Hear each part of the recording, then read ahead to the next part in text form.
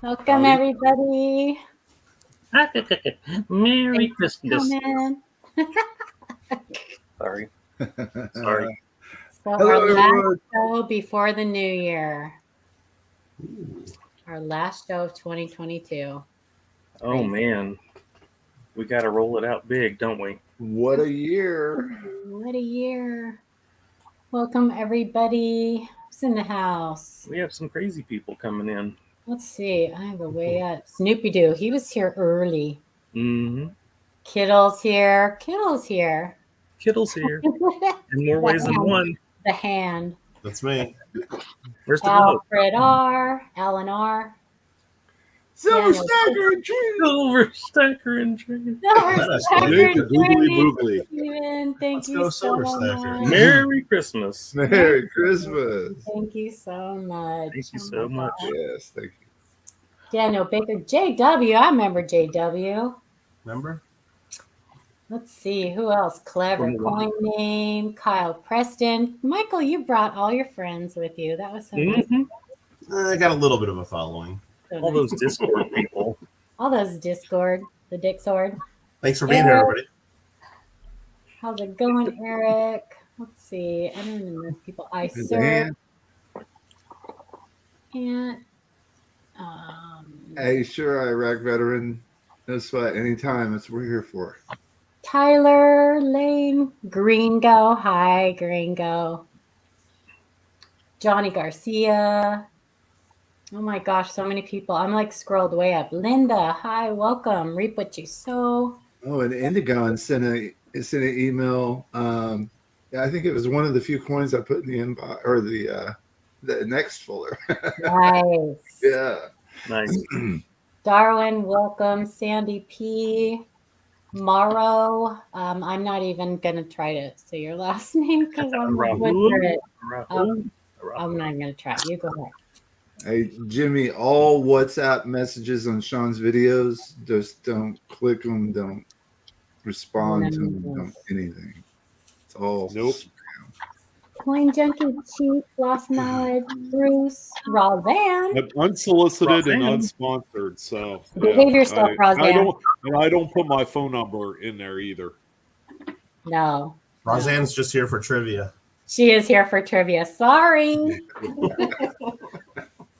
We might let Kittle ask a couple questions if he wants to. Juan, welcome. Everybody, welcome. Yeah, those WhatsApp things are a pain in the butt. You'll know if the creator of the channel replies to your email, your message, or your comment because it'll be highlighted. Their name will be, if it's Blue Ridge Silverhound, it'll be highlighted.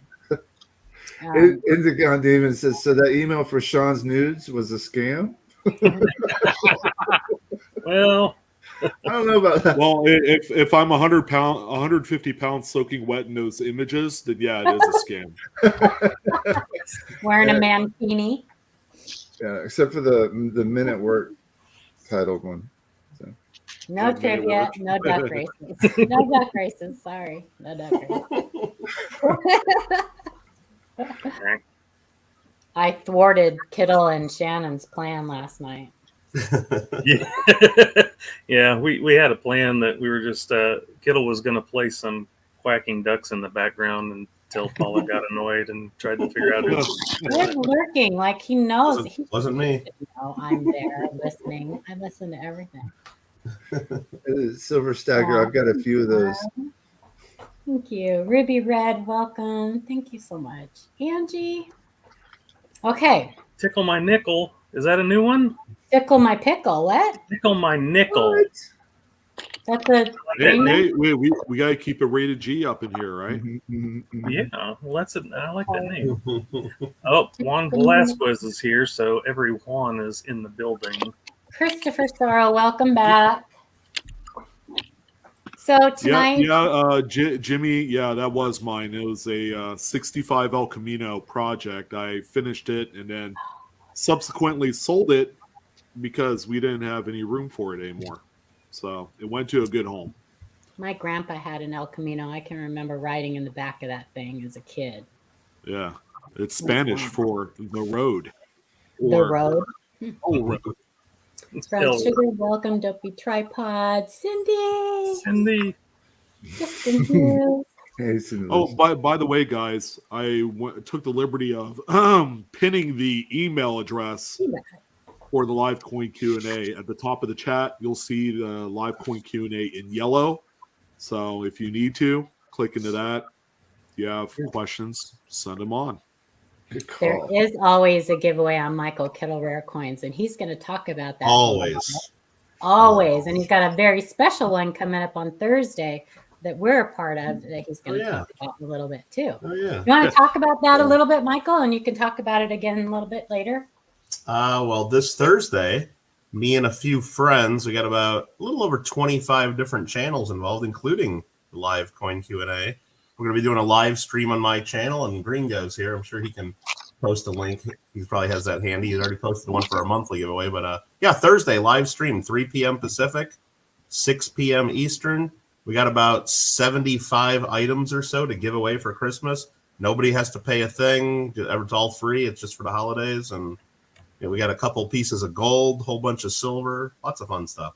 Wow. And everyone's invited. There's a comment video on my channel, and there's comment videos on a few other channels for what they're giving away. And check it out and be there. You got to be there live to win, though. So go look at. You have all those links in your channel, Yes. right? The links to the comment. Do we have it on ours too? I think we do. Yeah, the We video have- that Gringo's posting is my comment video, and when I first introduced this, I think I posted it like right at the beginning of the month. And I've been updating the description with links to people's channels and comment videos as they've posted them. But if you don't get them, then during the live stream we'll have the links then, and plenty of time for everybody to go to each video and comment. And we're doing it that way because a lot of people participating maybe want you to subscribe to them too, so it wouldn't hurt. That's a nice little thing you can do. It don't cost nothing. So it'd be fun. It'd be fun. See a lot of people involved in it. Alfred's here, Nubs, Green. You have to be there to win, though, right? Got to be there to win. Be present to win. So yeah, so many cool things too. We got a whole big bag of stuff here, and there's probably more stuff in my PO box right now. And some people are sending them out themselves too. Some people will be doing themselves, correct? And it'll be a fun day. And we did it last year on December 22nd as well, and a couple days before Christmas, and it was lots of fun. And the other thing we do is if we get any super chats during the show, which may or may not happen, we take the value of that and just put it as junk silver right in the middle of the screen, and we give it all out to somebody at the end. So we don't make anything off the super chats even. All that's a giveaway. Awesome. So that's awesome. Last year was like $300 or $400 worth of junk silver we sent to one person. It's pretty wild. Wow, that's cool. I'm sure I was there last year. Hey, Mikey, how's it going? Yeah, so this is we're considering this our last stream of the month because it is, but it's not the last Monday of the month.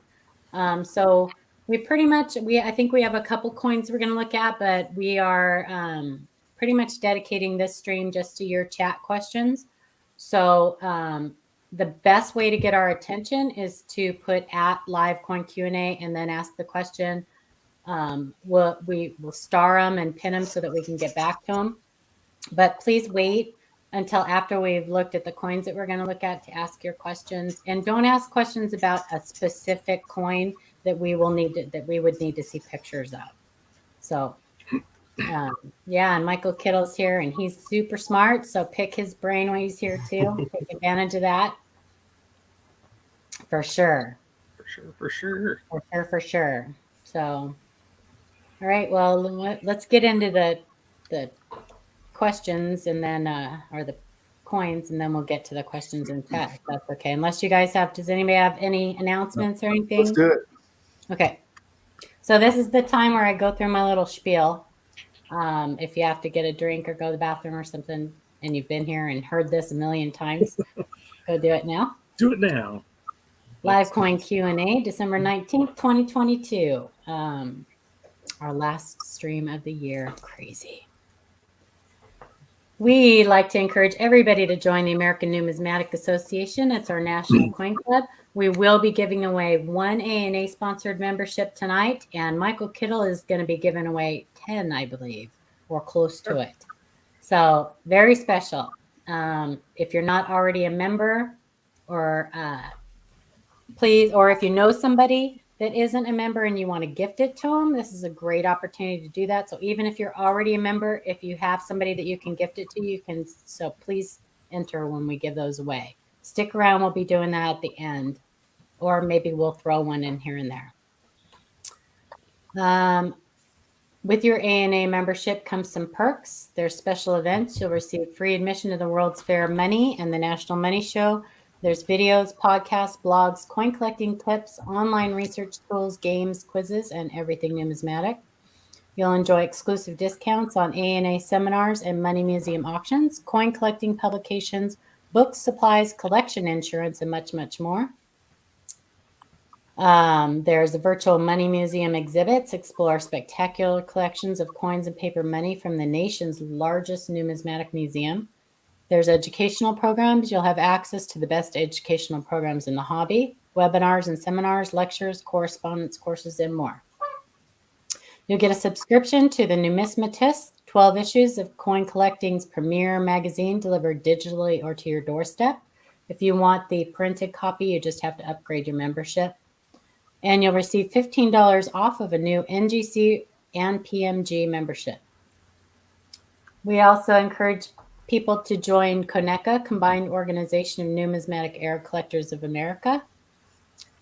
This is where if you have a coin, a new discovery, or a question that maybe we think needs more eyes on it, this is where we send you. Your CONECA membership perks are a subscription to the club's award-winning journal Errorscope, published 6 times a year. And you get a free U.S. variety coin, a repunchment mark, or a double die when you join. That's for new members only. You'll get a club membership card and an invitation to the annual Errorama, including the awards banquet, the annual meeting, and the cherry pickers contest. You'll have access to members-only area of the CONECA website, where you can view electronic back issues of Errorscope from 2004 through the current issue. We have a Facebook group also called Coin Q&A. We encourage everybody to join that. It's a great option to sending us an email. And we have people in there that help us out a lot, that are very knowledgeable, and you'll get your questions answered probably faster than sending us an email. So we encourage you to use that. Right. Paula. Yes. When you're going through all the perks of the ANA, one thing that I didn't remember hearing was for young numismatists, collectors under 18, there's a lot of special perks and programs they have. So we do need to add that. So if you have anybody out there that's under 18 in your family that you want to get involved into collecting, or you think might have an interest, get them an ANA membership. They get free coins on their birthdays. They have a young numismatist auction each year that they get to have money in, and it's fun. Do they still do that on YouTube too? I believe so. Yeah, that's fun. They get special. Why do they call them young numismatists? Wouldn't it have been more fun to call them new numismatists? New numismatists. Right? I don't know. Because YN sounds better. Yeah, I guess. Yeah, probably. Yeah, because someone could get into the hobby at 50 years old. That wouldn't exactly. That's true. And you might have a kid that's been in it since they were 5, and they got more time in it than some of us. Yeah. Oh, awesome, Snoopy! Sweet Snoopy Doo. Very That's awesome. fantastic. You'll enjoy it, and you'll really enjoy Errorscope. It's a great publication. Yeah. We need to add some information on our intro too about YNs also. And I think we'll get stuff. They get special, maybe YN bucks for good grades and all kinds of things. If you send in your report card, I think they send you some bucks and maybe even a coin or two. And yeah. I remember, I'm not going to say it was me, but I know somebody that signed up their dog for an ANA membership for a promo one time, and the dog got some coins on its birthday. So. Oh my gosh! Yeah, so that's another option if you win the membership, and you have a child or a grandchild or know of a child. If you're already great stocking stuffer. Yeah, great stocking stuffer. Good point. Thanks for bringing that up, Michael. Mm-hmm. I knew we had you here for a reason. Okay. Not just coins and currency are all great stocking stuffers. You're not. What? I said coins and currency. That's all great stocking stuffers, right? Absolutely. Yes. Roseanne, you can send your report card as well. I'm not sure they'd care, but no. Okay, who wants to read this? I'll do I it. will. You will? Oh, go ahead, Shay. 2020p Marsh Billings Rockefeller 25 cent from Indigo and Demon. Hey panel, I recently found this interesting little oddity during my last quarter hunt. It was both heavy feeder finger scrapes and what looks like a possible wire struck through. That is a Marsh Billings. Yeah, I've seen these. Oh, They hi. look like it looks like it's raining, which is cool. That is cool. Yeah. Definitely feeder finger scrapes for sure. Too bad there's not a real big blob of. What is that? Upside down bird. Right? Alien craft. I think Oh, that's Is that something? golf club. Golf club Golf being club. Got 5 wood, yeah. I think that's what he's Good thinking plywood. is a struck through. And it could be. Pictures don't really It's hard to tell. hard to tell. But it could be. I think Indigon knows enough about the diagnostics for a struck through. He's got the coin in hand. He could probably tell better than we can. This one's tough to see for sure. I don't see any pushed out metal, but Well, Could be a that little could bit. depend on how you're looking at it because it looks pushed out to me. Yeah, Justin, it's one of those big old Gandalf pipes, right? oh my gosh. It's a duck. There you go. Quack. Quack. All right. I'll do this one. Kind of cool RPM from Brian E. Hello, panel. Thanks for taking the time to read this. Yep, it's been cleaned. Yep. VF on its best day. Nope. Nobody cares about barbers. But I found this pretty cool, pretty obscure RPM on a 1916D barber quarter. PCGS only recognizes the 501, which this is not. I'm thinking the VP, which would be Variety Plus on NGC, 003. How about you? We actually looked at this as a group last night, right? Yes. I like barbers, just for the record. Barbers in good condition are very nice coins. Yes. The problem is we see lots of them that are just flat and They were one spent. way. They were spent. Yeah. Yeah, this is a nice variety. Yeah. This actually is the FS 501. You know, it's interesting. I didn't see this one in Flynn's book. Really? No.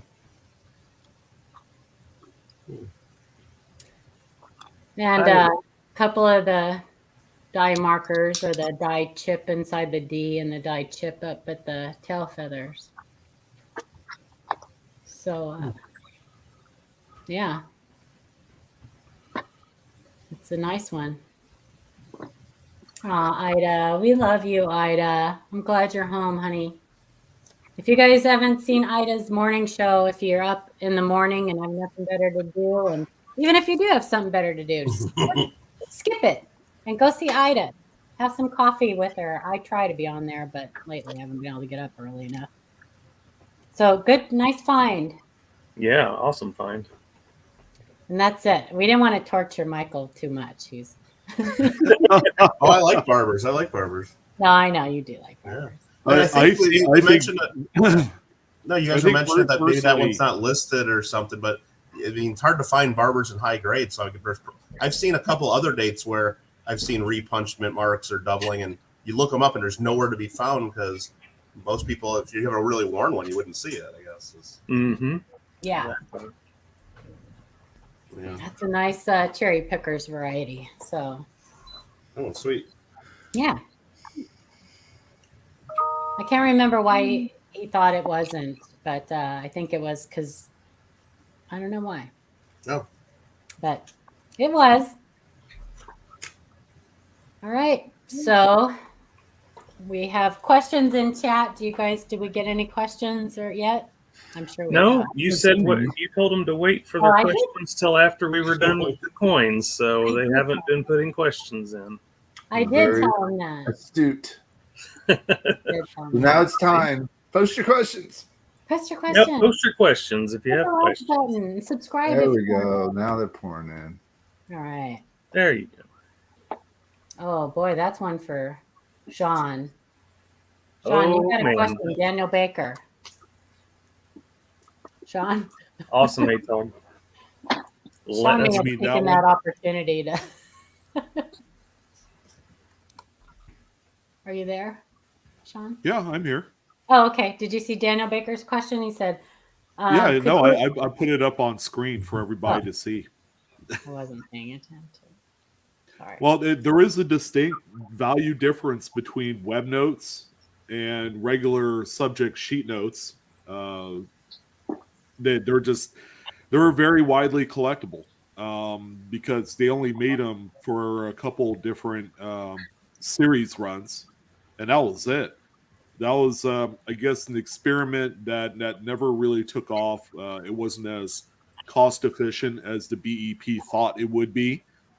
You know, running production on a roll of paper like printing newspaper than it is, doing the sheets. They found it a lot better to manage 32 up or 40 up subject sheets than they did the rolls. So yeah, pretty big value difference. I've seen lower end notes sell for 10, 15 bucks, really ragtag, just base level kind of notes. I've seen them in gem condition sell for a few $100.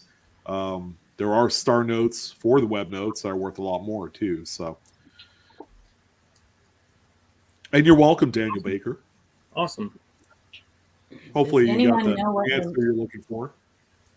That sounded good to me. Does anyone know what removes the white spots on pre-64 proof coins, or if they can be sent to conservation at NGC or PCGS? I think that's pretty tough to remove those. I Yeah, know. I commented that haziness is easy, but if it's actual Yeah. spots, it's a lot tougher. Yeah. If you can remove Yeah. it, then what's under the spot might not look the same as what wasn't under the spot, and it'd still be an Yeah. issue. Some of those milk spots are actually like baked into the coin too. But what you do is if you want to play around with it, I guess, don't clean your coins, of course, but if you want to try to conserve your coins, pick one that looks similar that's not worth as much and just play around with it. Dip it in acetone, see if that does anything. It probably won't. Dip it in the jewelry cleaner, the Coin Easiest or whatever it is. I wouldn't use it at full strength. I'd dilute it with water to play around with it, but practice on cheap coins. Because that's all NGC is going to do at conservation is do the same stuff. But, yeah. Yeah.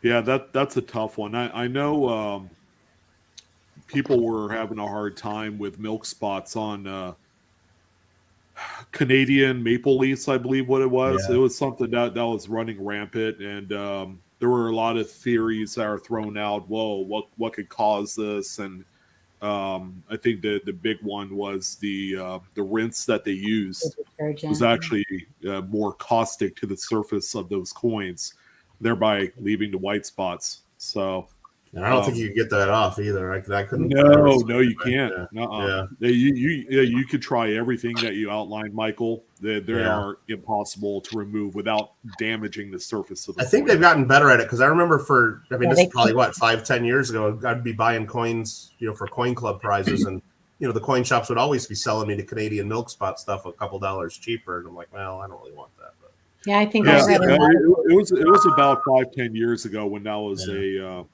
hot topic, I guess. yeah, you'd even see it like on slabbed coins. They'd look great for a while, and then they would just turn, I guess. Somebody asked if rotated dies on older coins are more common. Yes, they are more common on older coins. Mm-hmm. Some of them they can be very common on.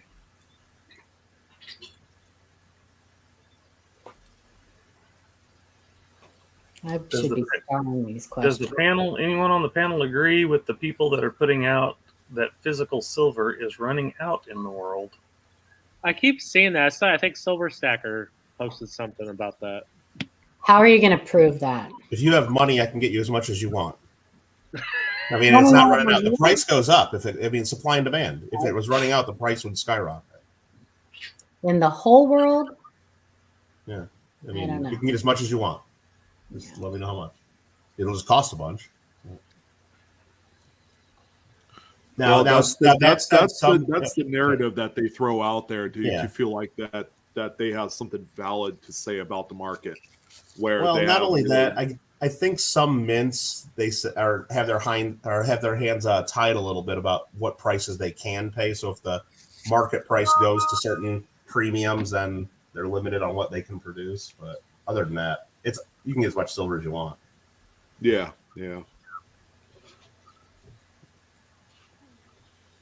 So Ida wanted to say that Amanda has done an awesome job on the spreadsheet for the St. Jude's upcoming auction. And she Amanda good job, Amanda. Yeah, Amanda is a irreplaceable asset for sure. And Strayman, thank you for the $5 super chat.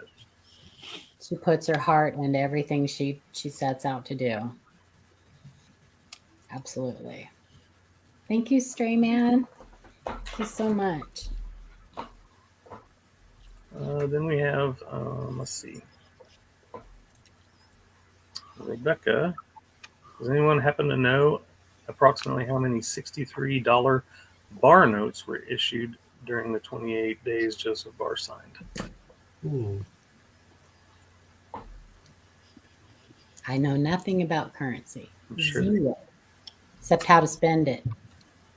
I'm good at that. Well, Right. I can give you a general idea. Here, give me a few minutes. I'll be right back. I'm sure it's in one of the books. I don't have it handy. You just have to find out how many blocks were printed, and then just kind of take a guess at how many notes. Generally, it's like 9.6 million per block. Clever. So You're irreplaceable too. Clever. Stop it. Okay, so we'll let him answer that here in a minute. Oh, sorry. Joey K says, have you guys heard of thumbing your coins? The oil on the thumb makes the coins look better. It's a old technique used to cover up. They tried to cover up an old cleaning or something. You've heard of it, right, Kettle? No, it works really good on old copper. People do nose grease is what they got. You rub your finger on your nose and then rub it all over the copper coin, and it looks great. Yeah. It looks great. But the grading companies don't really love that. No. Actually, if you look up the PCGS Secure Plus when it first came out, they did articles on all the chemicals their system would detect, and nose grease is one of the chemicals listed that picks up.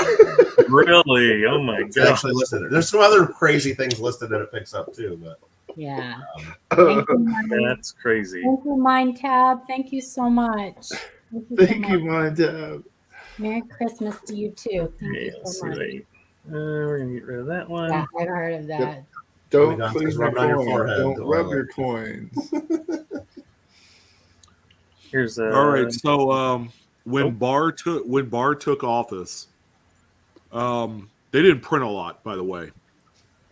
They printed notes for the New York district, Richmond, Chicago, Kansas City, and San Francisco. That's it. So not every Federal Reserve Bank got their designated printing of Granahan bar notes. So using that information, kind of a roundabout number, it looks like they probably produced oh geez. I know Kansas City is generally a lighter print run, but you're probably looking somewhere in the neighborhood of let's see, 26. That's too much math for me today. Yeah, you're probably looking about, I don't know, 400 to 500 million notes produced, which is not a lot. That's not a lot compared to a standard run. And they also produce stars. Also, those are quite tough to look for. Bar star right there. Not in very good condition, but that's what you're looking for. Yeah, And that's it. Joseph W. Barr. Nice. Did you find that one? Or I did bought you it buy on the bid board at let's see, Coins Plus in Newhall, probably about 10 years ago.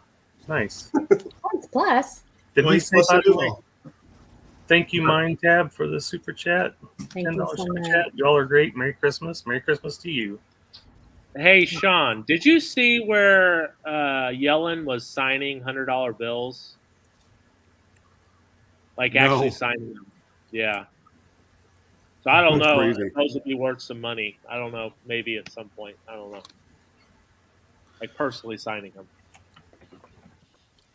which is kind of interesting. Interesting. Like you're defacing money, but okay, whatever. Yeah. If we don't see your questions, you guys don't be afraid to repeat it in the chat, because as we're answering more questions are coming in. So like we said before, if it's about a specific coin, it's better to send us pictures and a question to our email or our Facebook group, because we can't answer anything about a specific coin.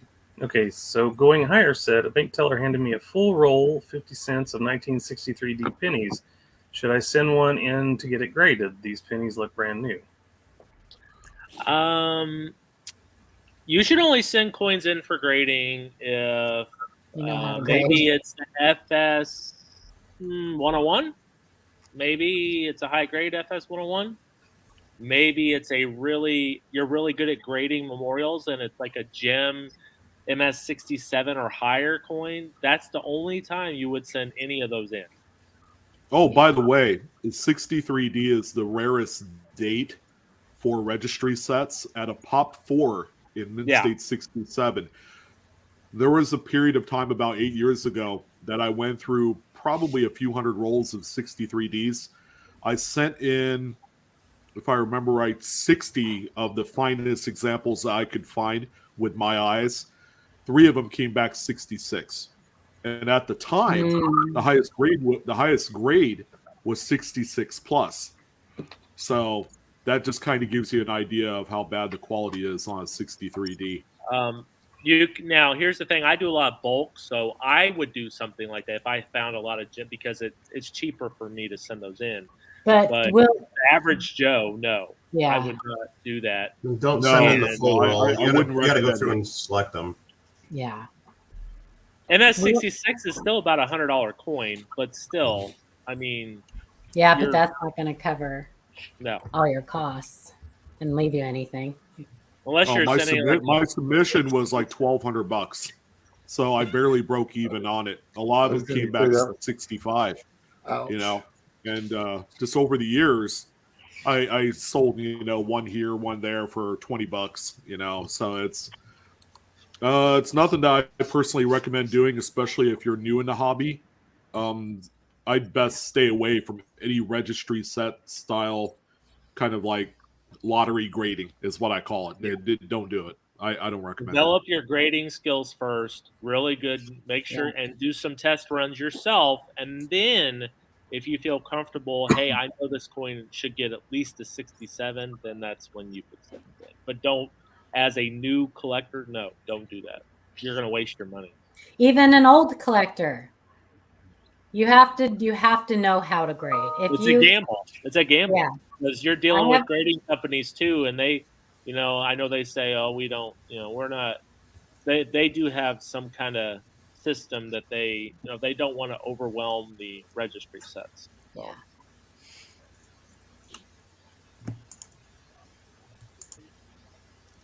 All right. Mark T-Bird 54 said, does PCGS recognize a 1943P transitional nickel? Transitional. What do you mean transitional? You mean a war nickel? An war nickel, yes, but what transition? Started war nickels in 42, so I mean, are there war nickels out there that have the mint mark and the wrong one and the silver planchet? I don't know. Henning did be a have transitional variety. Henning has 43. Did he have one in 43? I think so. Okay. All right. Well, maybe not. I thought it was. Yeah, I thought the graders won't recognize Henning nickels, right? Oh yeah. Not even will? annex. I don't. I thought think. they would. I thought that you could get them. I don't think that they will grade them. Annex grades. Enix will. Yeah. And they'll grade them. Okay. Yeah. Yeah. I mean, they'll slab them. I don't know if they actually put a numerical grade on them. Right. That's what I was thinking. They would definitely put them in a slab. Okay, let's see. Paula, what were the diagnostics you used to verify that double clip so I can do it next time, says Indigon Demon. So we've talked about clips before, right? A lot of times on clips, you'll see on the opposite side the Blakesley effect. It's weaker there because when it's gone through the upset mill, it doesn't have the opposing pressure to cause that proto rim to be raised.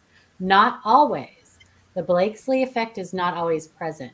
You had a double clip, and I believe they were opposite of each other. So what I look for is if there's devices next to that clip, you'll see the devices stretched out or the metal flowing into that clip. I also look at the rim where the clip is. If the metal's flowing in towards that rim, that's one of the diagnostics. I didn't have a photo of the edge to check the edge, but it was very clearly that those were clipped because there wasn't any metal displaced, pushed out. It was all the metal was flowing into the clip, both clips. So does that make sense? Did that explain it a little bit? And if you look on, I think that Error-Ref has some explanations on diagnostics. You probably could find some articles in Coin World on diagnostics for clip planchets. I don't know if that answered your question. Did that? Sometimes you can find those bow tie clips. Those are really cool. Bow tie clips are, so I have an opinion about those, just like everything else. I think they're scrap. Okay. I think so. If you have ever seen webbing, if you've ever seen webbing, yeah, I think it's struck on scrap, but they call it a bow tie clip. Which I mean, I guess, what's the difference between webbing and scrap?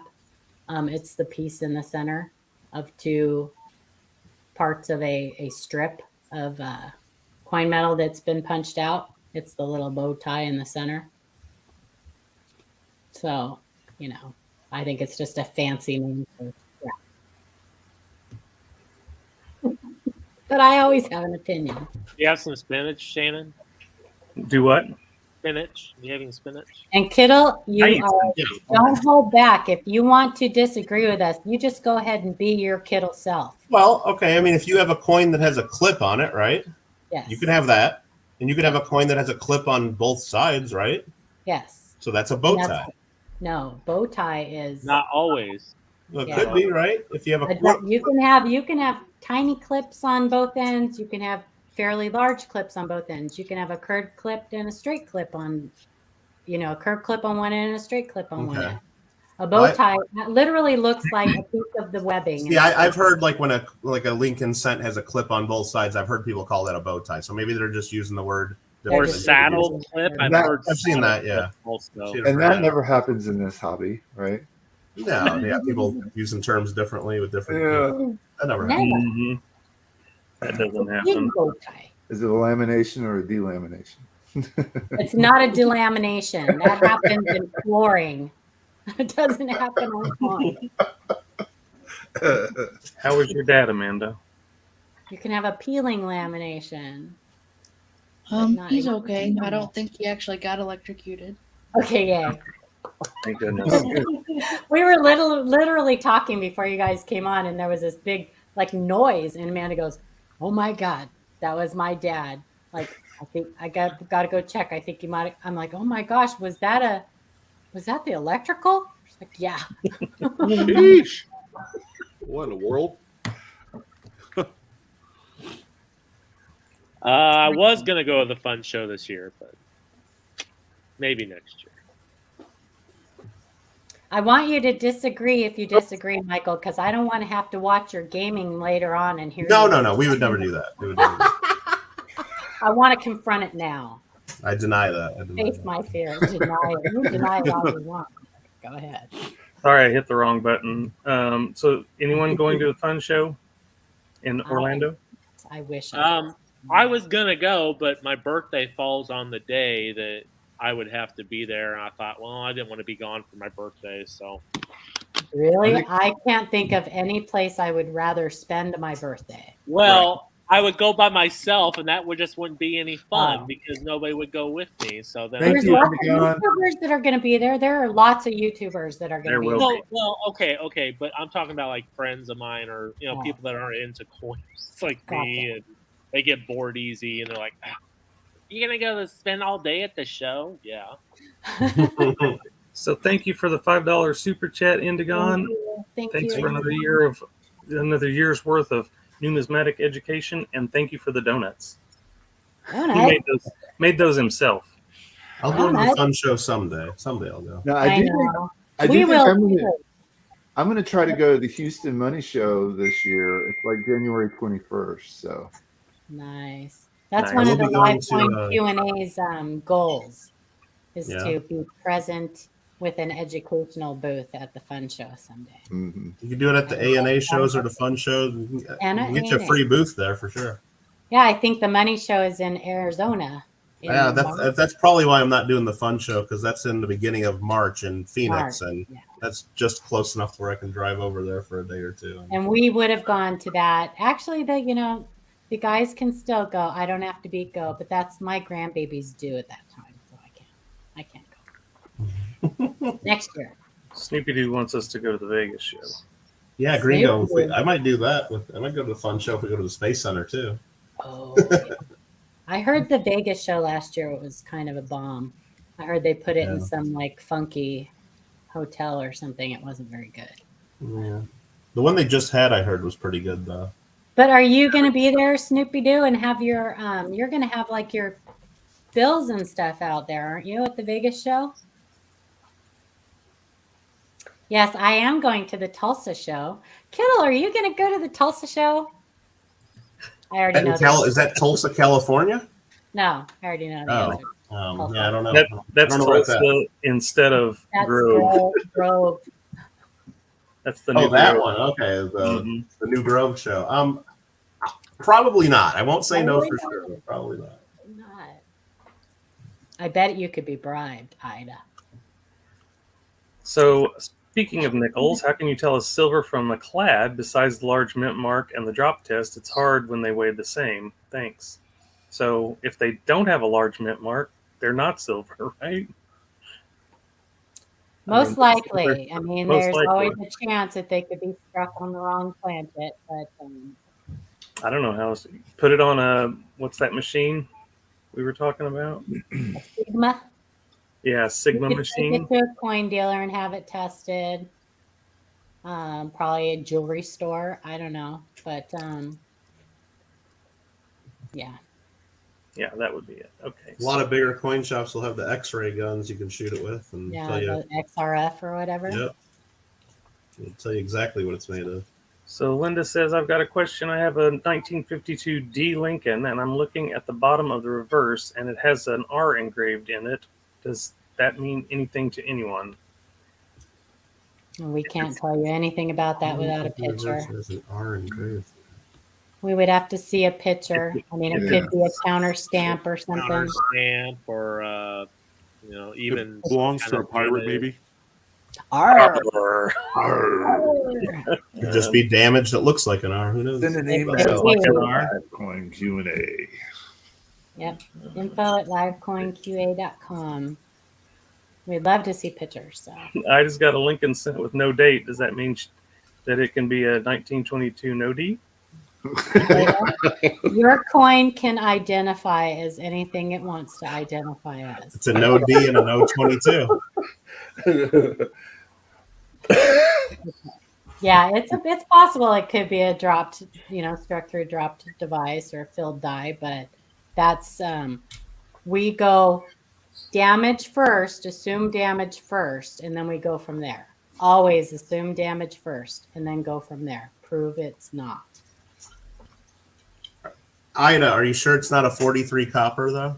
I would double check. Well, actually, she asked about one that was that as well, and I said that for her, it could be, yes. It Okay. could be. If somebody's going to find one and change, it's going to be Ida. I guarantee you. Right? It probably would be. So, She just has McClellan that said, look, that lady has look. anyone ever? Oh, sorry. Has anyone ever come across a 51 Washington quarter with a DDR? Oh, I'm sure there's one somewhere. There's two on Variety Vista. Is there? Okay. They're looks like they're class 2, and you want to look at the A in America or A in States and just see if there's some little split serifs down at the bottom of the A. Is that just 51p? Uh-huh. Okay. So they're probably. So I'm sure there's one for 51D and 51S. I'm sure. There is a 51D. Same thing, class 2. So I'm looking up Tyler's question right now. You guys can go ahead. 72. 72 DDR. Sorry, hold on. 21002. Okay, so Jimmy H says, have a 1945 wheat penny and it weighs 2.9 grams. Looks gray. Ever heard of one? It's not artificially coated either from what I can see with a microscope. Doesn't stick to a magnet either. Looks gray. I don't know why it would look gray. Plated. Acid trunk or something, Good. maybe? Or Weird toning. I don't know. I mean, if it's an uncirculated coin, it's possible maybe a tapered planchet or a. Okay, well, that one's right. I would say send pictures if you'd like to. Yeah, we need some photos. And our the address is pinned at the top of the chat. If you'd like to do that. Jackalope said, oh wait. We just did that one. Let me get rid of that. Sorry, I did the wrong thing. Here, Jackalope. How backlogged are we on emails? Just wondering if my email was accidentally overlooked or if you guys have gotten around to it yet. I'm not looking forward to the response though. I mean, there's still a few in there. I don't know. Depends on when you sent it, I guess. But we have been working and trying to get rid of those as quickly as possible. Yeah, someone sent another one like that earlier. And it was a particular coin that's been in there all week. Tyler, good catch. The Hawaii coin, right? The Hawaii coin, yeah. Yeah. We just haven't had time to do research on it. Sometimes you guys give us That's a little more difficult, right? Yeah. Let's see, Lucky Duck. How important is the condition of the rim of a coin for grading purposes? I mean, if the coin is perfect on the obverse and reverse, and the rim on the reverse or obverse has a ding, will it go down a grade? It could knock it down. Rim is part of the coin. So the rim, the obverse, and the reverse. Those you got 3 sides of the coin. So the rim is part of the coin that they will grade. So if you have damage to the rim, sometimes they'll even do a detailed grade if it's bad. So it can definitely knock it down a point for sure. Tyler, that was a great catch. So Tyler said he's been trying to attribute his 72 DDO, and he has found an error in the Strike It Rich book. So in the Strike It Rich 5th edition, they actually have the DDO FS102. The pictures are for the FS103 in the book. So that is a great catch, Tyler. Good catch. I just pulled out my 4th and 5th edition. The 4th edition's correct. The 5th edition has FS103 pictures. Boom, Snoopy Doo. Thank you so much. Look at So that. that's a great catch, Tyler, and I will email Ken tomorrow morning. I'm sure he probably already knows, but I'm going to let him know. Thank you so much, Snoopy Doo. so much. Oh my gosh. Thank you so much. Oh, the rocket ride. That's Great fun. chat. I need to put this- Awesome. Let's see what's next. Oh, wait. That was the one we just did. Sorry. Found a 1923 series $1 silver certificate. Where can I find some reliable information about this note? Is there any... I don't know where you can find information on star notes except for books. MyCurrencyCollection.com. No, they don't have silver certs on. They don't? No, it's all... Well, then this isn't a star note. No, it's a silver cert. They don't So have silver. it's one of either three different Friedberg numbers. There's the Spielman White, which is a Friedberg 237. There's also another one after that, 238, and then 239, which is the rarest out of the three for regular just blue seal silver certificates. They also printed a red seal. So I don't know if you have a red seal 23 silver certificate also. They did do stars. What's the Stray Man? What's the signatures at the bottom? Spielman White is the more common one. Blue? Is that Blue something? 32. Blue 32? Blue 32. Hot route. Omaha. Did we use super chat for 50? I didn't hear it. Did we talk about it? Okay, I must have missed it. Snoopy Doo. He's not saying. My signature said Kilroy was here. Kilroy. Tyler. Spielman White.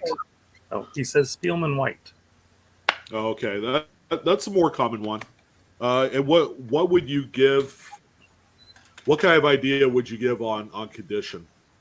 Is it uncirculated? Does it have some circulation wear?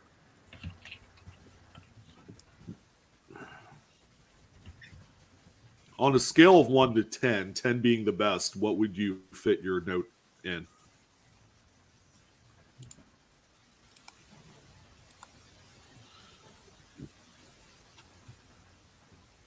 That made me think. Thanks, of a Michael. question That's from what I was Michael trying to Kittle.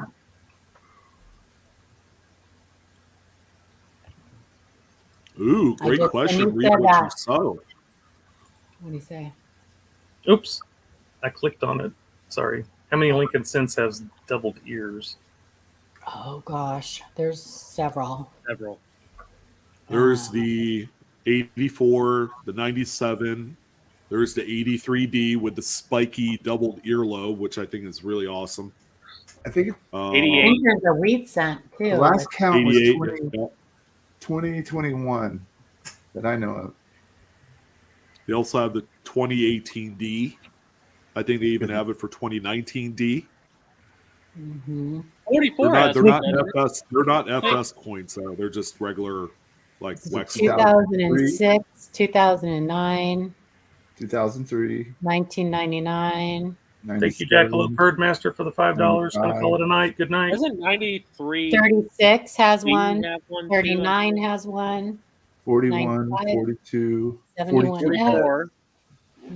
There's several. 44, 45, 47, 55, 55D, 71S, 83D, 84. I have a 88. question for Kittle. Yeah. Sorry, I just took a bite of pizza. And Sean said that 1 through 10, it made me think of the new grading scale. I'm not an idiot savant, but I make cheat sheets. Ah, okay. Ooh. Okay, so You want some Bob, NGC X10s? Is that what you want? yeah, that I'm There's wondering. 9.8s or on those. 9.5s. So is that what? So Strayman said 4. Is that what you're meaning about the grade on the bill? If So it's a maybe- 4 out of 10, I'm gonna assume it probably is somewhere in that fine 12, fine 15 region. It's a very common grade for that. That you could pick one up easily for around $20, $25. It's 25 times face value, so there is that. Yeah. Thank you, Jackalope. Have a good night. Thanks for coming. What's next? And have a Merry Christmas if we don't see you before. I'm sure I'll see you around. So, Paula, you're really excited about the new 10-point grading scale? No, I'm not, but I want to know your opinion. I My hate it. opinion? I don't really think it's needed for coin collectors, but if you look at other hobbies, and Blue Ridge knows these, he's got his other channel about collectibles. I mean, cards, comics, all kinds of stuff. They're graded on a 10-point scale. So if you're trying to get somebody brand new that collects other things into it, they don't understand the 70-point scale. And you know what? It's mostly going to be a bunch of home shopping club and things like that selling them. Yeah. And for the rest of us that are used to the 70-point scale, we can still get the grade under that scale. And you'll be able, if you buy yourself next year's Proof Silver Eagle and an NGC X graded 10.0, you'll be able to swap that for an MS7 or Proof 70 or whatever if you send it in for regrade. And so I don't hate it. I mean, I'm not going to use it myself probably, but I mean, if it brings new people into the hobby, yeah, that's their goal, right? To bring in That's the the younger, goal. newer collectors. That's what it is the goal. But Yeah, here's and my who problem. as Michael had said, who are already used to a 10-point grading scale on different collectibles. With the cards and stuff. and it's really just going to be Yeah, Silver Eagles and modern stuff. People aren't going to send in like their SVBB to get a 9.6 or a whatever the scale is. And they've already put a list out. They have like all the different grades. It's the exact same number of grades in the 70-point scale. So there's a conversion number for each grade. So if you have a NGC X, they call it NGC X instead of NGC to differentiate the scales. And so if you have a 6.0, it'll tell you on that scale that equals whatever it equals. So if you send it in to get it reholdered, they'll do that. So I don't know. What if they put both? I mean, they could do that on the label, like put a little in parentheses what the other grade is, but that might confuse people even more. You think? I was just thinking kind of a transitional type of thing. What they'll do is they'll just probably have at their table at the fun show or whenever they start doing. They'll probably have. I mean, they should if they're listening, they should do this. They'll just have like a little card they'll hand out that has all the a 9.5 is equal to this and a 8.0 is equal to this. And just What do you mean if they're listening? You know they're listening. Always. We're famous. But I remember PCGS did that at their table, like when they first started doing the details grades. They had the little cards they would hand out that would tell you, oh, the 0.92 after the coin number means cleaning, and the 0.95 means damage, and 0.98 means this. And so it kind of decipher and help us out a little bit. So we got used to it. Oh, So thanks, Julie. Lance is saying he's trying to, or Tyler. Why did I say We already Lance? answered this one. Oh, we did? Yeah, we already answered that one. Oh, okay, never mind then. Sorry.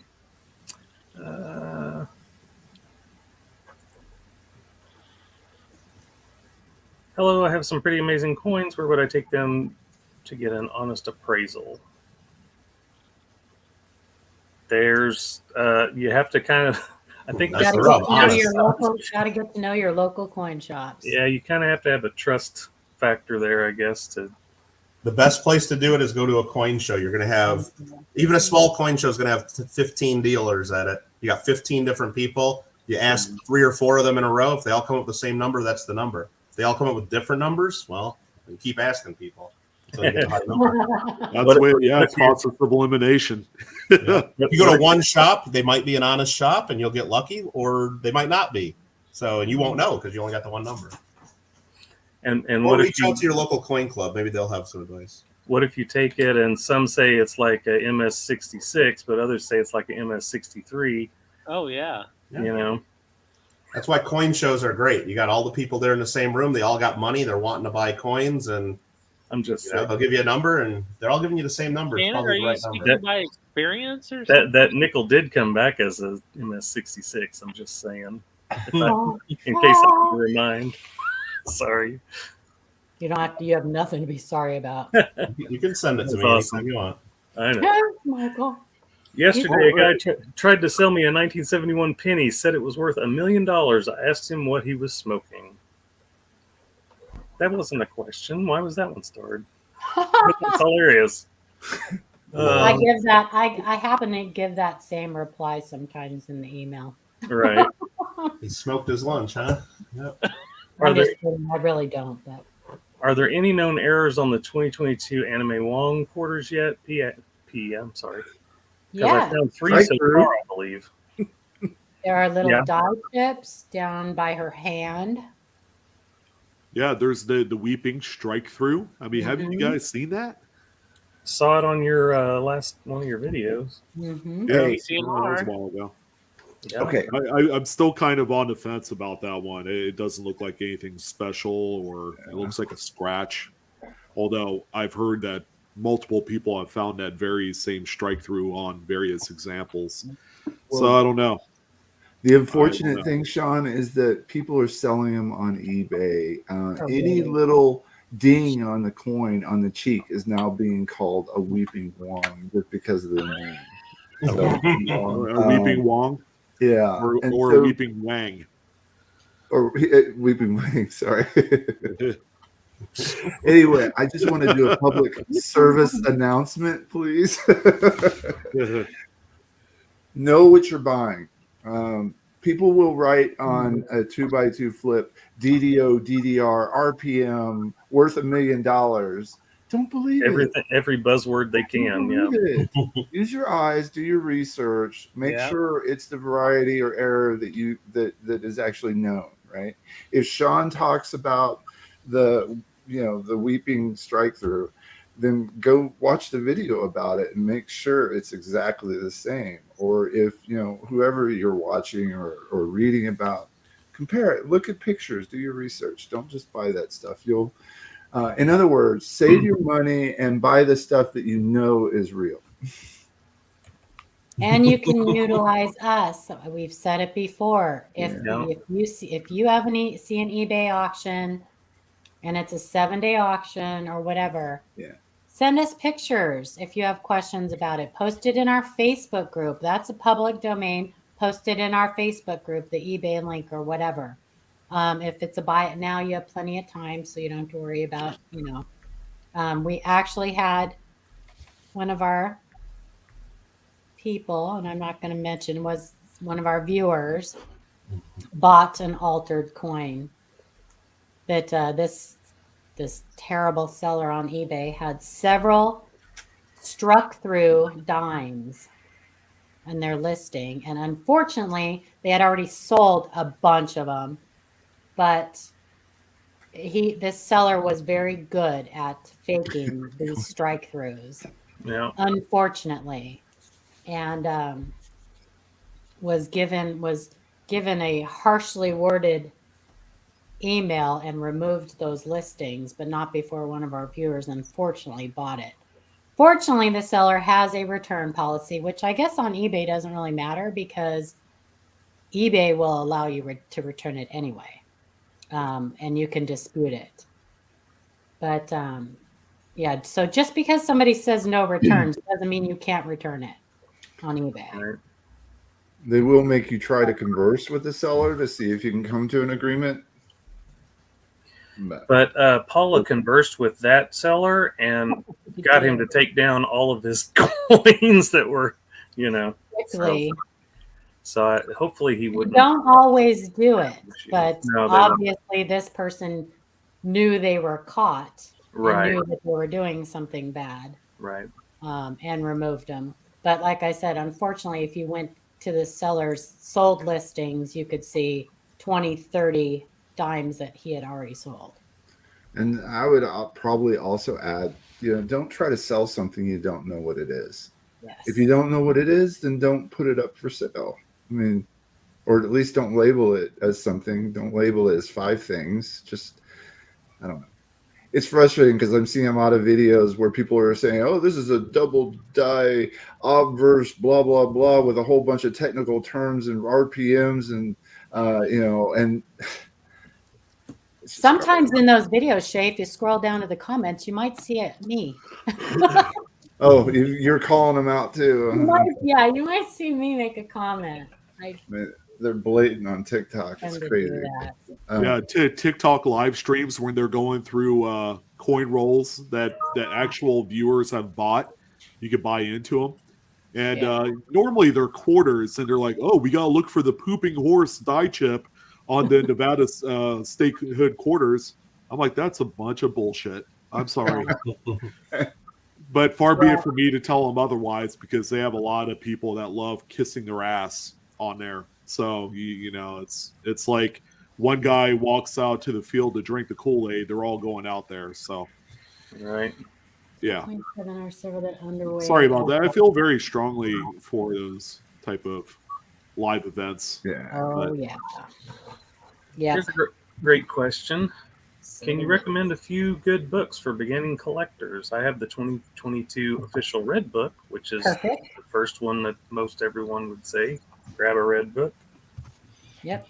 And then And you don't have to buy the brand new one that just came out. You can buy one, 2, 3 years old. Yeah. The information is going to be the same, except for, you know, the list. Of course, the newest coins aren't going to be listed in the brand new one anyway. But really, you're just wanting the information about I can't. I think something's wrong with your mic. mine. Not anymore. Not anymore. Oh, probably because I had my face in my pizza box. So I like. That'll do it. Well, Michael Kittle doesn't like to watch people eat on camera, so I turned my camera off. You sound like a misfiring Volvo from the 80s. I'm sorry. Testing 1, 2. I like to recommend Alan Herbert's official price guide to mint errors. You can find it for $37 to $50 on Amazon. Get the 7th edition. Best book. I wish I had bought that day one. Strike It Rich with pocket change, cherry pickers guide. Hey, does Bill still have his listing on Amazon for the new cherry pickers guides? I know we were talking about that last week, about how they're starting to get orders in for that. This I've been is hearing like that for the like third, 6 years or 8 years or something like this that. is like the third or fourth time that I've put like pre-ordered the cherry pickers guide, and it ends up getting taken off. Let me see. I'll go to my orders and see if it's on. Do they still sell the digital versions though? Yes. Okay. Yeah, they're doing. But they're Kindle. Paula, Can can you you download get Kindle these on- anywhere? Is Joe Cronin going to make these again, or another run? He is. Yes, he is going to make another run of those. And I think if you go to Daniel Malone's, if you go to Coin Help You, he may still have a couple copies for sale. I know he had a bunch for sale at his coin shop. Beautiful color pictures, lots of great information. You Lots can of probably examples. find them at coin shows, coin shops. Let's see, 6th edition Cherry Pickers Guide. That's the first one. Kindle. I am not seeing it anymore. Oh, I'm sure there's a reader that you can put on your computer to read the Kindles. You don't have to have a Kindle. I am not seeing the 6th edition Oh, wait, there it is, volume 2. Yes. It says currently unavailable. So you can add it to your list, and that's all. He does not have them anymore for pre-order on there. Interesting. Uh-oh. Yeah, that is interesting. I'm wondering how many he had available for pre-sale. Did you put some in your cart for pre-sale? Me? Yeah. No, I didn't. Well, I did. I should log in and see if they're still on. When is Daniel Malone actually was on the live coin Q&A a couple times, a couple years ago. True. Well, yeah. Go ahead. He's busy. I was going to say, Eddie, I agree with that, because on government devices, that's for work only. You're not supposed to be playing or doing some bullshit on there. So it's like a device that you get from your work. You got to be careful what you do use those for. They do track stuff on there. Well, that kind of sucks. I was hoping to pre-order that book, and I guess I I waited did too long. pre-order it. I'm gonna log in and see if they took it off of my. Just Yeah, because it says currently unavailable. spits and giggles. Hey, Frank, you taking off, man? Well, bye, Frank. Bye, Frank. Love ya. Very See you good. later, Coin Dragon. Blues Coins asked a pretty good one about how do you get back into coins if you get burned out and want to get back into it. And Oh, man. I've heard collectors say that quite a bit, like, oh, they just don't really like it. They just get tired of collecting what they're collecting, or they go in and out of collecting. And you can take a break. You don't have the coins are still going to be there. Most of the stuff we collect's been there for decades or hundreds of years, and you can take a break, or just start collecting something that you never even thought of collecting, or go buy a cheap Whitman folder and try filling it up from circulation, and just do something different. That's what Well, if Hey, you like hey, stuff, Blues, are you call still Blues doing your Coins. custom Hot Wheels? I have my Wambulance from Blues. Your ambulance. You've got that. Sometimes I think you just got to take a break. Yeah, I, makes sense. one good cherry pick puts me right back into the movie. Exactly, Nope. right? That 72 DDO FS101 will certainly spark up something. Yeah, Yeah. for sure. So, Julie, that would not be called a rotated die. That would be called double stroke. We would love to see pictures of that because there's lots of those that are not genuine. Yeah, and Mm. a rotated die would be where you're looking at the obverse of a coin, and you do a coin flip, and the reverse is turned. It's not sitting straight perpendicular like it should. It's turned to one side or the other. That would be a rotated die. We're getting to you, Mike. Kyle wants to know what kind of pizza you're having, Paula. Pepperoni. Not Mountain Supreme. Mike's pepperoni, known for their curly pepperoni. Who? Mountain Mountain Mike. Mike's, I think. Oh, I never heard of. We don't have them in this. We don't Yeah, have. that's We a don't have West them Coast in chain. Missouri. Okay. So good. So Gringo says, with information being so readily available on modern errors and varieties, are they actually going to hold value in the future? There will be too many gem examples to be anything special. Am I wrong? You're wrong. Not necessarily. No. Wrong. So I mean, you can find a new coin after 2 weeks, and it looks like it's been in circulation for years. So there's probably, you may or may And not be able to get errors a can lot of happen. Yeah. I mean, there's some types of errors that are real common and and they're not very valuable, but there's, Correct. right, like we saw with the die chip in the Yeah. Washington's mouth. When that first started on the first coin, we were thinking, oh, that's pretty cool and different because we haven't seen that before. Now we've seen it on all the women's quarters that came out this year. I mentioned it to Gringo in the chat. I mean, it's just supply and demand. Just think the live coin Q&A is about 4,000 subscribers now. A couple of years from now, it'll be 400,000. And how many more people are out there going to be collecting errors and varieties to make all your stuff that much more valuable, even if there are a bunch out there. yeah. And keep in mind, some varieties are extremely scarce. You don't see them, even though they might still be in circulation. There might be rolls of them, but they're, look at the 88 double ear.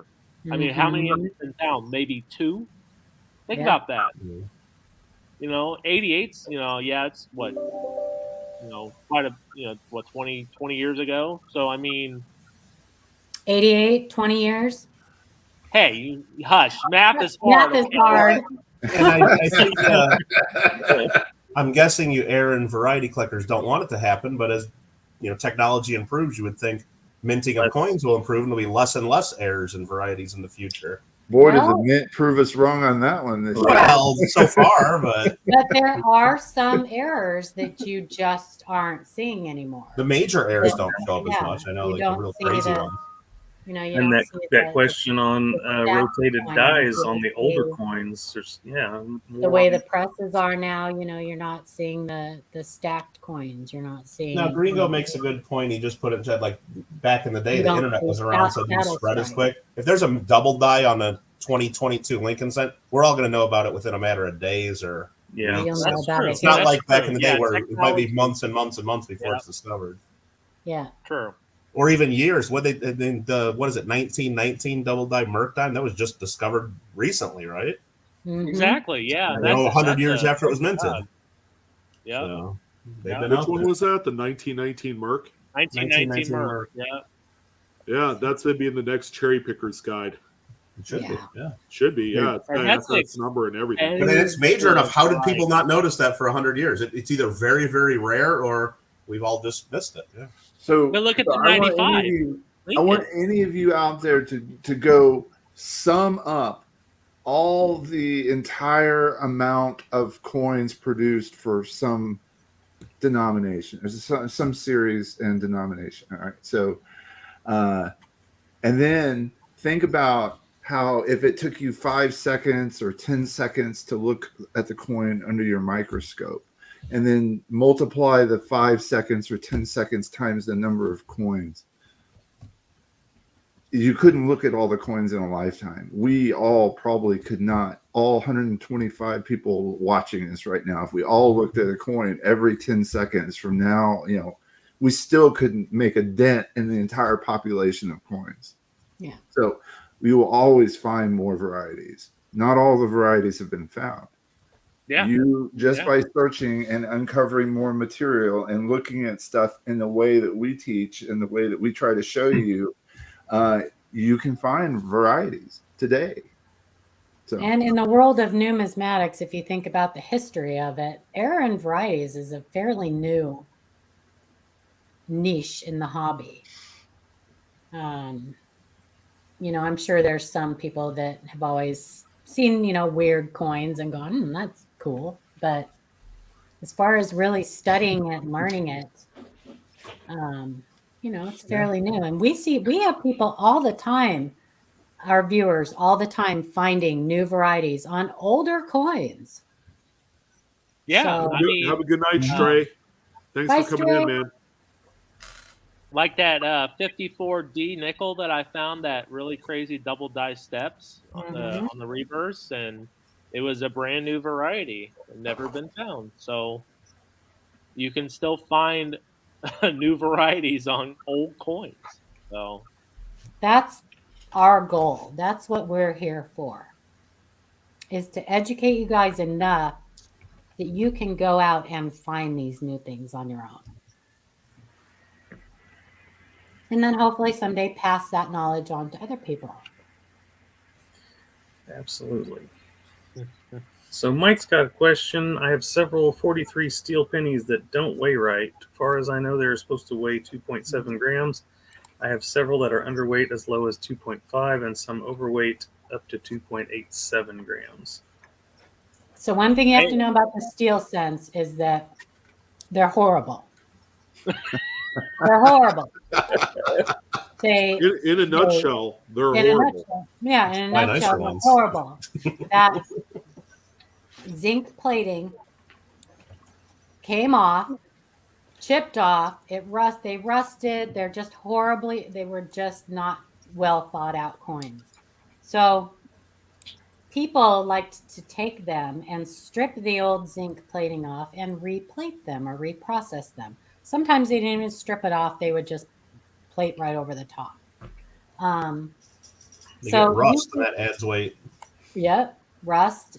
It certainly does. The plating can add weight. You could have one that had the zinc plating stripped off and has no plating left on it. There's also a mint tolerance, and I'm not sure what the tolerance is for zinc cents. During the middle of World War II, 23. they didn't care as much. I tell you Oh, that. they just didn't care. Yeah. Now, keep in mind, steel cents were struck on two different weight standards, 2.5 grams and 2.7 grams, roughly. So, I have 2.689 grams and 2.754. okay. And then there's always a 0.1 something, 0.13. 0.13 that the mint allows as discretionary for, Mint tolerance. tolerance. Yeah. So yeah. Oh, lucky duck! I'm not hating on the high grade ones at all. To me, there's nothing more beautiful than a high grade steel cent. I think they are beautiful when they're high grade. Sometimes they get these purplish bluish hues, but they are ticking time bombs. Like If they are They not get that white Mhm. oxidation, zinc oxidation, and it looks hideous. They just like the Zinklins, the copper plated zinc cents we have now. They are ticking time bombs. I had a really nice MS-67 steel cent I cracked out and put in my 7070 typeset album, and it got all kinds of white stuff all over it after a few years. Yeah. Ruined a coin that was worth $150 or so. Yeah, because like I'll look at the dealer's stock and they're like, it'll say like Gem BU on their little card, and I'm like, they must have put this in there a long time ago because this guy probably was when they put it in there. Yeah. all over it, So If you sneeze on them, or any little microscopic spittle, anything. If you look at them the wrong way, they'll. Yeah, they're just horrible. Leanne asked if there's a place where there's a list of all the coin weights and tolerances calculated instead of trying to figure out. Type in Google U.S. mint weight tolerances. I can't remember the one I used.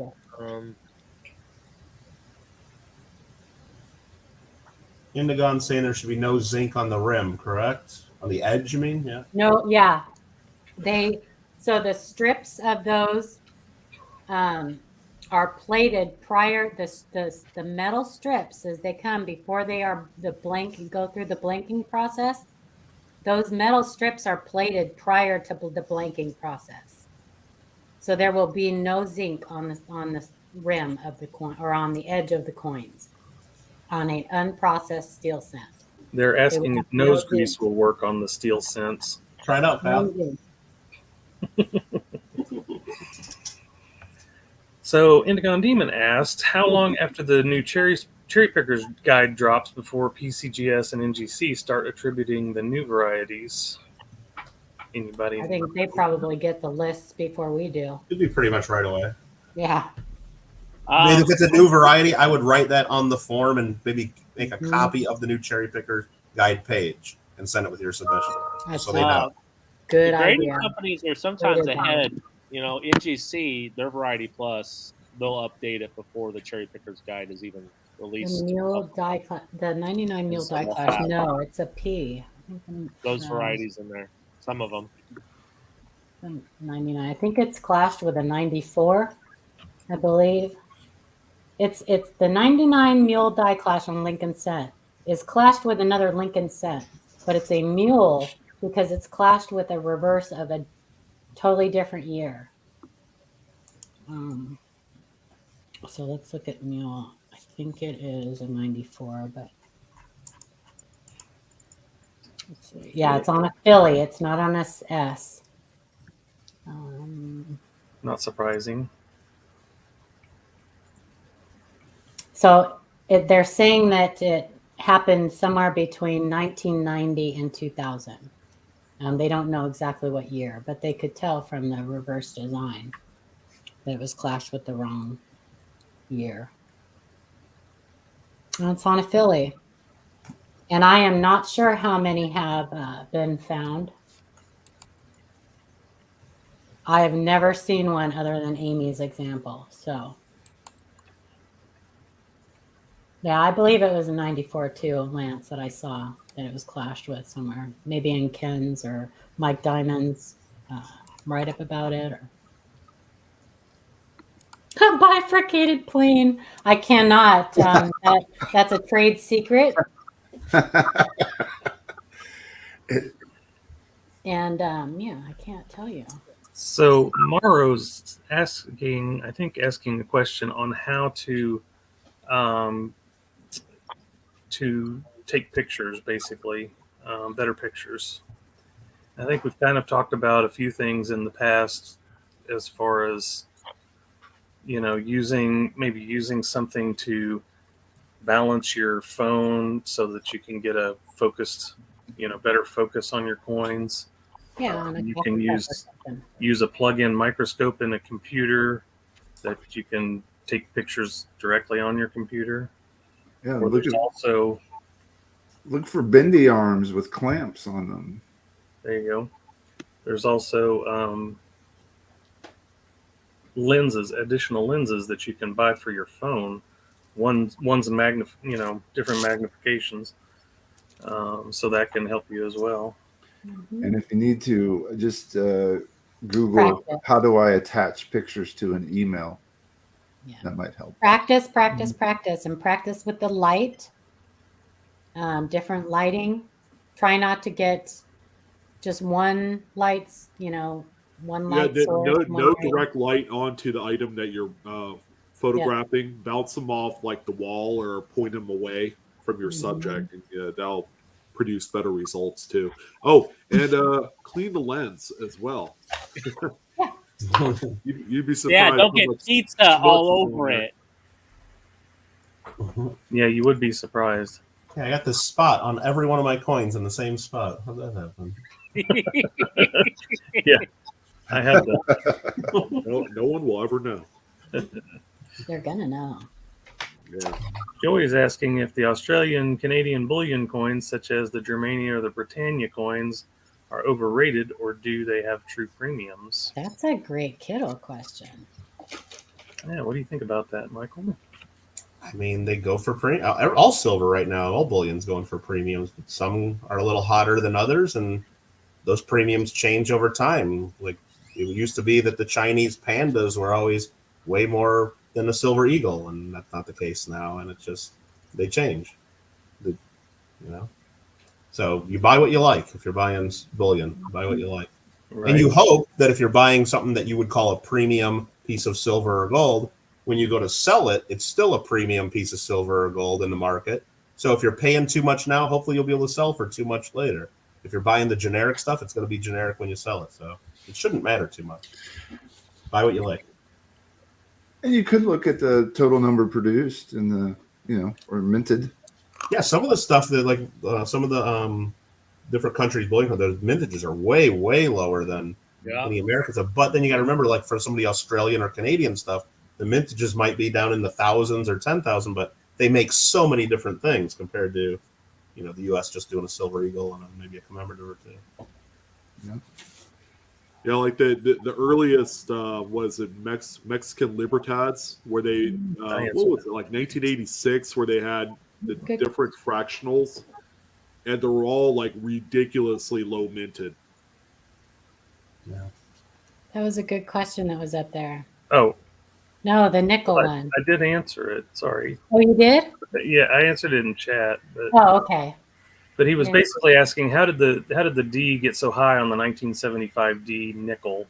It was punched. Because it was punched in the hand. Yeah, hand punched in. Oops. So essentially, into the die. On the coin. Into the die. Yep. Into the die. Not every individual. Not the coin. Yeah. What, Shannon? Not every single coin. That would take a lot of time. White powder. So Silver Stacker and Training saying, what is the white powder on coins, and is there a way to remove it without ruining it? It could be Goody's headache powder, I believe. Paula has that. Not that. I hate that stuff. Thanks, Randy. Thanks, Randy. I wasted my money on that. Randy owes me. I wasted. Randy owes us all. 3 boxes of that stuff. I would assume he's talking about Zinken, right? Lincoln. Oh, probably. And the zinc oxide. And there's really no way to remove that. I bought 3 kinds, three different ones: a red, a green, and an orange. And I bought them because I thought those were the flavors. They're not flavored. Send them to me. We'll give them out as prizes on Kittle Got Game. Okay. Hey, Michael. I'll be sending drugs to all the kids, right? Hey, Michael. My wife is standing next to me, and she had this perplexed look on her face. I think she wants to know what the Goodies headache powder is. We were all wondering the same thing when our friend Randy mentioned it to us. It's basically they sell it in the South and on the East Coast, I think, but mostly in the South. Yep. It's Powder basically instead of taking Excedrin, you eat the powder, I guess. Isn't it called BC? I think it's called BC. It's That's like another one. ground up. That's Ground another- up what, aspirin or something like that? It's basically Yeah. like ground up aspirin Yeah. or something. Yeah. Yeah, like BC They have powder. different flavors, I think. Yeah. Yeah. It's Good night, not Ida. flavored. It's not Where's flavored. Brian? This is not cherry. And this Oh, you is not have orange. some. That's funny. They're horrible. It's like chewing an aspirin. Oh yeah. and not a baby aspirin, right? Because those are good. No, I love baby. Oh, you mean the 81 milligrams? Yeah. Or you mean the flavored baby aspirin? The like cherry flavored flavor. baby Flavored aspirin that you orange just ones. chew up They're the orange ones. and you. However, do it I 20 at a time. will confess that did work. It did work. So my wife is in the medical field, and she's like, "Man, that stuff's so bad for you." Well, yeah. I mean, the taste alone should tell you. Like, if you have to gag it down, it can't be good for you. But Randy was like, "Oh, it's the best stuff. You'll love it." Ugh. I'm like, "Oh my gosh, it's like pixie sticks." It's not pixie sticks. No, it's far from it. This is deceiving. It is not a pixie stick. I believe it says you could mix it with your favorite beverage. You can, but also, No, because that'll ruin your favorite beverage Exactly. forever. Yeah, you could mix it with a Red Bull. That's true. I don't like Red Bull, so That was a pretty good Randy impression, wasn't it, Clever? horrible. So, does anybody know what that white powder may be? White powder. Well, on what kind of coin? If it's on a Lincoln, Copper it's coin, zinc oxide, maybe. Oh, Is it on a silver That coin? doesn't copper go coin? away. That's hard to get rid of. Just some sort of Yeah, oxidation, yeah. Yeah. That, Yeah, okay. And it spreads. Yeah. It will It's like spread. cancer Yeah, on okay. a coin. Kind of Yeah. like corrosion. It's kind of like corrosion on copper. On a battery. Yeah. Yep. yeah, exactly. On a battery. OB's Quarters. got a question. White stuff on quarters. So I do notice a lot of spottiness and stuff on the quarters. That's probably the rinsing agent. From the rinse, yeah. Mhm. From the mint. And that doesn't come off either. It's just part of it. Usually no. DDR. Do you know if Penny 1909 VDB DDR exists? I have one uncirculated and have doubling on U and N of United and on the O. Hmm. There is a DDR on 1909, I think. DDB, I'm pretty sure. And there's Yeah. some minor varieties on the non-VDB, but I know there's none in the Cherry Pickers Guide of a. Yeah, there's no DDR for any of the 1909s in the Cherry Pickers Guide. There are 1909 VDB DDRs. There is some master die doubling also, but you can find there are a couple varieties. Yeah, most of it you're going to find on E pluribus unum and There's actually the wheat stocks. On the wheat there's stem. 8 of them on copper coins. Are they all the elongated dot variety, whatever class that is? Yeah, it's class 2, class 6. Looks like for the most part. There is a class 4. There's actually a couple class 4s also. Mm-hmm. Yeah, so OB, compare yours with the photos they have for those, and if yours doesn't match, then you can submit your photos and maybe you have a new discovery. But I would compare with what's out there first. Yeah. Go to coppercoins.com. Apparently, there's several on there. And 1909 VDBs are like probably one of the most looked at, so the chance of having something undiscovered is probably lower than other coins. But Right. Probably. Oh, Ida left, but she asked us toning effect grades. absolutely, That's considered in the eye appeal department of grading coins. Yes. if you read the older guides, they say it doesn't affect it. It shouldn't, but all the grading companies, eye appeal is definitely part of the grade. Yeah. Like, just look at you can go to PCGS Coinfax right now. Just go to silver commemoratives, 1892 to 1954, the commemorative coins. All of the MS 68s and 68 pluses and all the super high grades, all wildly toned. There's barely any that are. The Isabella's are too, right? I'm sorry, what's that? The Isabella's. Oh yeah, they're all the really Yeah. high grade ones. Most of them are going to just have beautiful eye appeal. So Beautiful eye appeal. That coin's beautiful. when that shouldn't A really lot of doesn't Oregon affect Trail the ones. I technical see a grade. lot of Right? Oregon Trail ones that have it. Oh yeah. Sure. Alex, We're not yes, gonna have it as Alex, all there are DDRs. There are. Yeah. I know someone who does a toner report. I'm long Sometimes. overdue for one. I Lord. apologize, everybody. Oh, and somebody sent in a pretty fancy one, I think, the other day. I put in your folder. Okay, I'll check it out. Alex says, "Can PCGS send you a different coin by mistake?" Yep. They can do lots of mistakes. Possible. They're human. It's very unlikely that they would do that. Yeah. Now I've seen the Usually argument. it's not.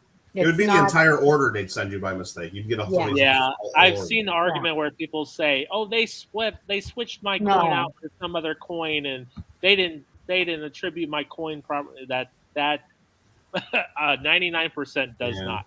No, they're not going to switch your coin. I mean, they do look different sometimes in a slab than they did in your hand But or in they your can 2x2. send you the wrong. Now I've seen the wrong label. That's what That I've happens a said. lot. Oh, I've had that. They'll put the wrong label on it. It does happen. Yeah, Yeah. they switched my SVDB and 1909 VDB before, so they had them in the wrong holders. And You have a 1313. I got a 1313 Buffalo nickel on my desk here. Yeah, That's right. Nice. it's really a 1913, but the label's different. Yeah. Why But was yeah, this they one in? make mistakes. They make mistakes. MintAirNews.com. I put this link in here. So everybody's talking about planchets. So if you want to know what U.S. coins were, what foreign planchets were minted at the U.S. Mint, this is a good website. And it has a PDF where you can go through and look at the different weights of each one. So if you have some questions on possibly a foreign planchet, that's a good place to go look. So. I Nice. have one, but not from Mint Air News. I got one from Amanda. Oh, okay. She made one. Oh. Well, does Amanda need all of our? Just kidding. Just You kidding. made one. It's in my I think we're caught up. I think so. I think it might be time to start doing the giveaways. Yeah. Oh yeah, exactly. We've Should been we going for do- an hour and a half already. Should we do like use that comment picker thing or Yeah. Do the well, giveaway tool. picker and randomizer? Yeah. Because So- we've got what 11?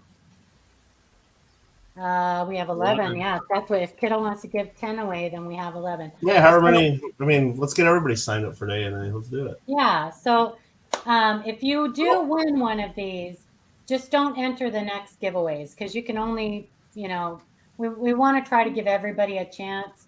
Even though if you won twice, you could give one away to somebody else. We want to try to give everybody a chance. So if you do win, just don't answer. Just don't enter again. Can't you do like multiple draws on the same one? So if it came up the same person, we just go to the next one. But you could instead of I could having do the that. type We could do that. I think so. I think I can just click draw again. Yeah. Yeah. That'd be easiest. That'd be the quickest for you.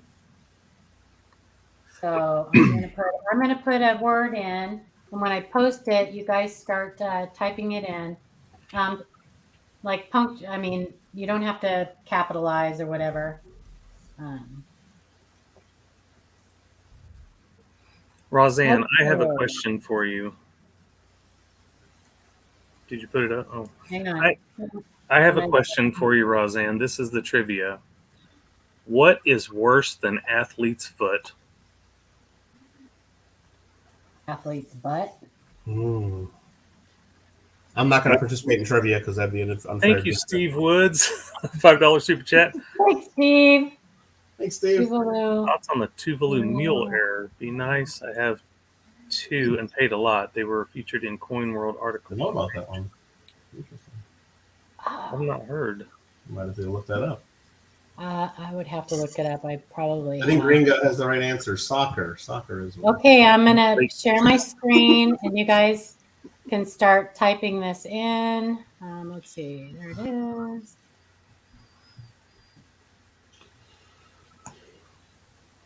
No, you guys are all wrong. There we go. What's worse than athlete's foot? Mistletoe. Oh my gosh. Only Christmas joke. Bruh. Bruh. Bruh. I was about to say crotch rod. It's a good thing I didn't. Oh, Crotch rod. Well, there is a lot of things. Yeah. that is definitely worse. Let's go. You guys can type this in as many times as you want. It will only give you one entry. Hashtag bruh. Hashtag bruh. Nice.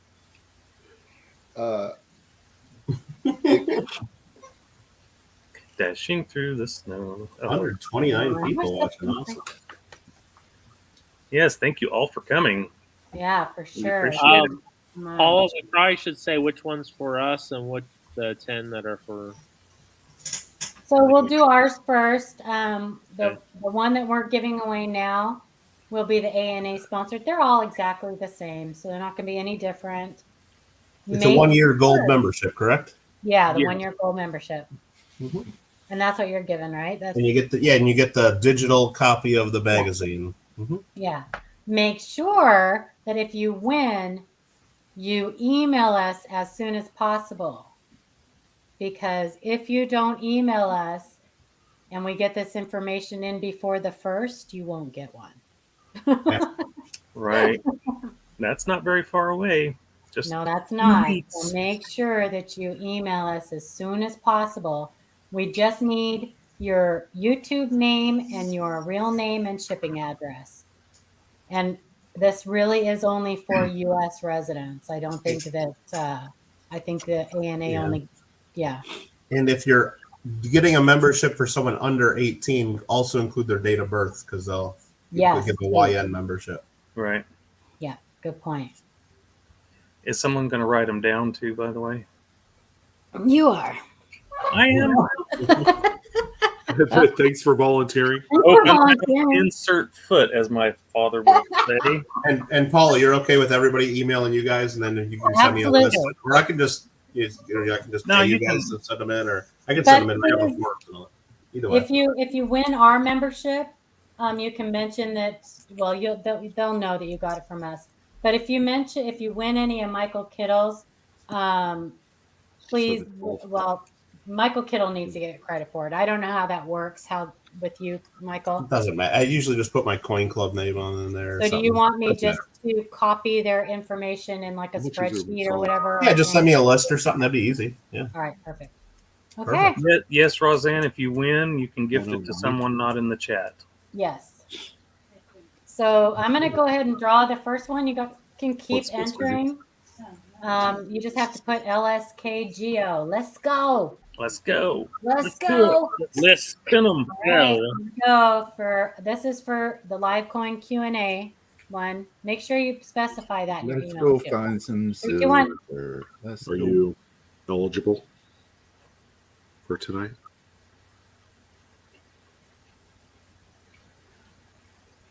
Wow! Yes. Wait a minute. This is rigged. Thank you so much. You know what, Paula? I'm going to be real generous, and I think I'm going to let you give it away again. Okay. That's the only reason I entered the giveaway is to. If y'all don't know, he always wins everything. It's hilarious. Oh my gosh. Venomous silverback. There you go. Congratulations. Venomous silverback. Are you still in chat? That was fine. All right, Venomous silverback. You won the LiveCoin Q&A ANA membership. Now we are going to get on. So somebody needs to help me count. Hey, Paul, if you just want to make this easier, how about anybody watching that? Now, don't do it just because it's free, but if you really are not an ANA member and you want an ANA membership or you want to give one to your kid or grandkid, just email Paula and say you want one of the free memberships. As long as it's only like 10, 15, 20, 25 people, I'll cover all of them. But if it gets to be a crazy number, let's limit it to like the first 25 people that email Paula. How about that? Is that easier? That sounds good to me. Then we don't have to pull 25 names and then it's going to people that don't even want it and stuff like that. That sounds good. However you want to do it. Yeah. So And there's a limit, like in the next 48 hours. I don't want people watching this a month or two from now, and then I'm having to buy them memberships and stuff. But no, we'll just take like the first 20. yeah, something like that. Yeah. And if it's like 22, we'll cover them all. If it's like 18, whatever. But if it's like 80 people, then we're probably gonna have to limit it. It's like I don't know if I can, unless we call the ANA and just have them cover it. Right. Maybe that's possible. But yeah, if you want a membership for somebody or yourself, he is a scholar and a gentleman for sure. Yes, he is.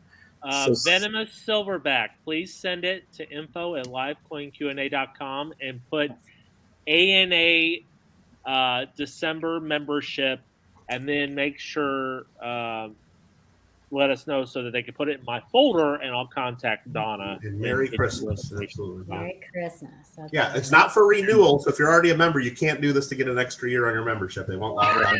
But it's for. So Michael Kittle is being very generous. Yes. So please, if everyone thank Michael Kittle and thank Michael Kittle. And if you want an ANA membership, or if you want to gift one to a kid or youth under 18, if you do want to give it to a youth, Michael Kittle had a good point. You need to make sure you give us their birth date. So it's a great stocking stuffer too. It is. And the emails are already coming in. I see them coming. No, just make sure to put your YouTube name, your address. We'll get your email address, unless there's a separate email address you want the ANA to email you to. And then, Venomous Silverback, happy birthday. You won tonight. Tomorrow is his birthday. Oh, okay. Didn't you say, I thought you told me tomorrow's your birthday. Yeah, tomorrow's his birthday. Oh, okay. Sweet. So happy birthday. Happy birthday tomorrow. Happy birthday. And thank you everybody for hanging out with us tonight. It's all super chatters. The years that we've been able to spend with you guys have been amazing. You guys have grown with us, and we've watched you grow as coin collectors. And it's just, we feel very privileged to be able to do this every week for you guys. So remember, we're not back until the 2nd. So everybody make sure you have them. Emails coming in. Email is going crazy. Michael Kittle, Email's going crazy. Michael, thank you so much for being up here with us. No, glad to be here. And just remember, we'll see you guys on December 22nd for our Christmas giveaway. Paula and Shannon will be on there as well. The live coin Q&A has stuff. These items here, 4 1-ounce silver coins and a 2-ounce silver coin. That's my monthly free coin giveaway, and I know Gringo's been putting some links to that. There's always a giveaway, so you can always a giveaway on Michael Kittle Rare Coin. Hey, Michael, do you have a launch kickoff video for your event on the 22nd? Yeah, it's the video. Yeah, Gringo has put in he can put the link in there. It's I did it on December 2nd. It talks about it, and in the description it has links to everybody's stuff. I just put the link in there too. That'd be great. I appreciate that. Everyone go in there, and because in the description of Michael's video, it's got everybody else's links, and that's the most up to date, so that you can go comment on everyone's videos. Thank you, Larry. Thanks, Larry. Larry, thank you. Kevin, hey, super chatters tonight. Yeah, thank you. Merry Christmas. Where can I research that $5 bill I won on the Christmas giveaway? Sean. Where can he research that 1969 $5 bill he won on the Christmas giveaway? Ken Brissett's book?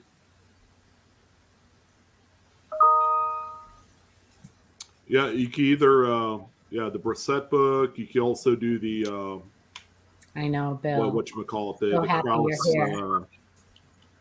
Yeah, that's the Brissett book. Or you could simply go online, and there are going to be other ones that people have sold, but probably not as high a grade as that one, seeing as how that's a top graded note, and it's a pop 2. So now, Tyler, go get some ice cream. We're trying to get out of here. Thank you again, though, Tyler. That was a good catch on that Strike It Rich book. So take care, I'm gonna Snoopy. make sure I message Ken, let him know. So have a good one, Snoopy. Merry Christmas, Happy Hanukkah, Happy Holidays to everyone. And a Happy New Year. Thank Happy you. New Year. Merry Christmas again, Michael. Thank you for hanging Thank out. you, Stick guys. around, Michael. Okay. Merry Christmas, everybody. Find the big